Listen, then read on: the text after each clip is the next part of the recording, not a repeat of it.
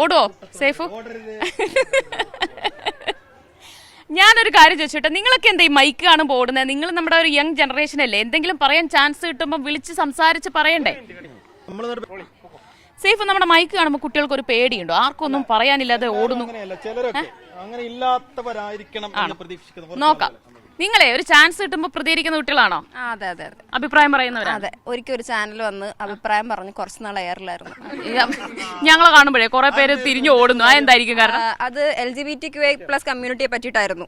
അപ്പൊ അവസാനം വീട്ടുകാർ വരെ പറഞ്ഞു, മോളൊരു പരിധിക്കൊക്കെ പ്രതികരിച്ചാൽ മതി എന്ന് പറയുന്ന അവസ്ഥയായി. കൂടിപ്പോയതല്ല, ഒരു നമ്മുടെ സ്റ്റേറ്റ്മെന്റ്സ് എല്ലാവർക്കും അക്സെപ്റ്റ് ചെയ്യാൻ പറ്റണം എന്നില്ലല്ലോ. പിന്നെ ഹോമോഫോബിയൊക്കെ ഇപ്പോഴും ഭയങ്കര ഒരു ചാൻസ് കൂടി കിട്ടണം. എന്തെങ്കിലും ഒരു പുതിയ പ്രതികരണം നടത്താനുണ്ടോ അതോ അന്നത്തെ അഭിപ്രായം തന്നെ ഉള്ളൂ? പുതിയ പ്രതികരണം? അതെ, നിലപാടിൽ മാറ്റമില്ലാത്തവരാണ് ഞങ്ങൾ, മാറ്റില്ല. നിലപാടിൽ തെറ്റുണ്ടെന്ന് തോന്നിയ സ്വാഭാവികമായിട്ടും തിരുത്തും, പക്ഷെ അല്ലാതെ പേടിച്ചിട്ട് മാറ്റുന്നില്ല.